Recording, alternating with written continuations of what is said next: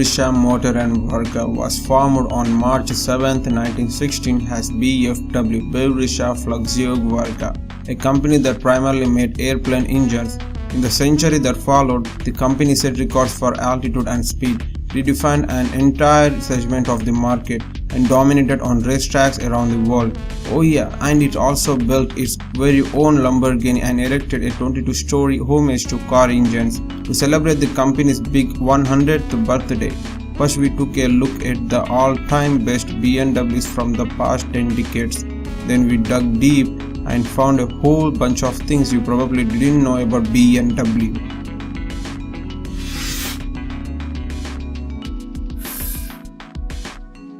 BMW built the airplane engine the Red Baron wished he had. During World War I, there was an immense need for airplane engines, especially on the German side. So a little company called Rapp Motor merged with the Otto-Werke, an airplane maker just up the street in Munich, combining forces to satisfy the war effort's needs. Otto-Werke was run by the son of the guy who made 4-cycle engines usable, which ultimately contributed to just about every car engine on the road. That same technology went directly into the engine that legendary fighter pilot the Red Baron called the greatest engine in World War I.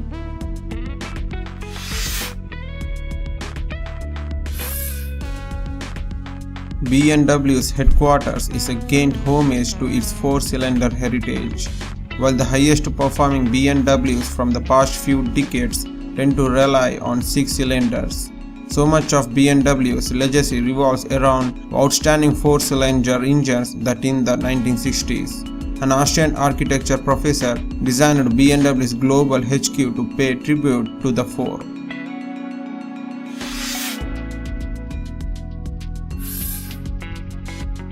Those early airplane engines rewrote the record book. Aside from plenty of records for speed and even helping an airboat circumnavigate the globe in 1932, this BMW-powered biplane hit 32,000 feet in 1919. It was easily a record back then, and that's roughly the altitude you cruise at today while you are cursing your decision to fly Spirit.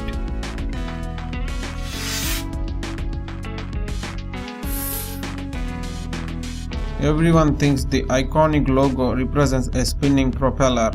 Everyone is wrong. Contrary to popular belief, the logo existed before it ever graced a propeller.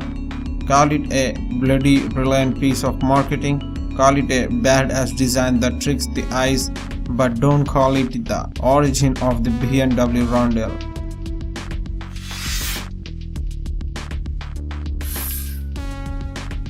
To build those classic parts, BMW bought back its old motorcycle factory in Munich. It's kind of poetic.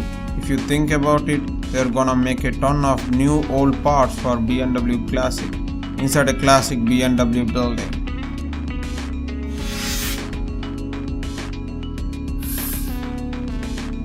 You can thank the Treaty of Versailles for getting BMW into cars. After its second place finish in World War I, Germany was prohibited from producing warplanes and warplane engines as mandated by the Treaty of Versailles. With its business interests slashed almost all the way down to motorcycles, the company sought to diversify. Enter this little guy, the Dixie 315. It was a hit.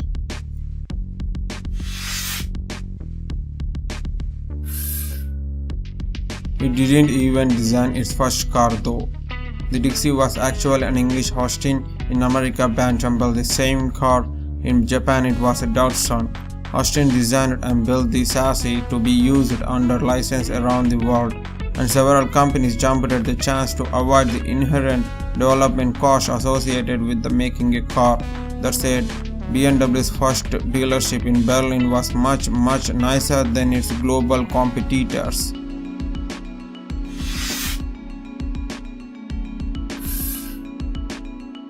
In 1937, the world record for fastest motorcycle went to BMW. Yes, this motorcycle is essentially a death trap. Really, how do you dismount in an emergency without decapitating yourself in the process? but it was aerodynamically sleek and supercharged. In 1937, this thing was capable of 173.7 miles per hour, but again, the bodywork covered the rider. Go big or don't go home, I guess.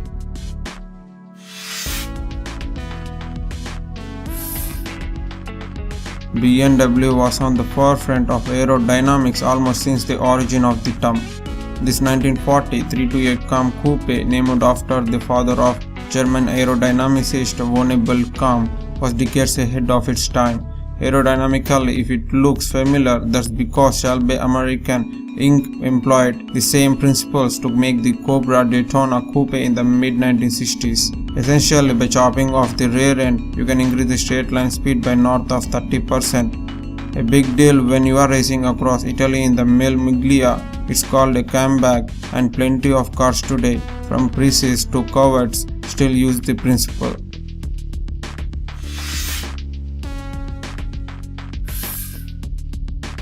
BMW made its first electric car in 1972.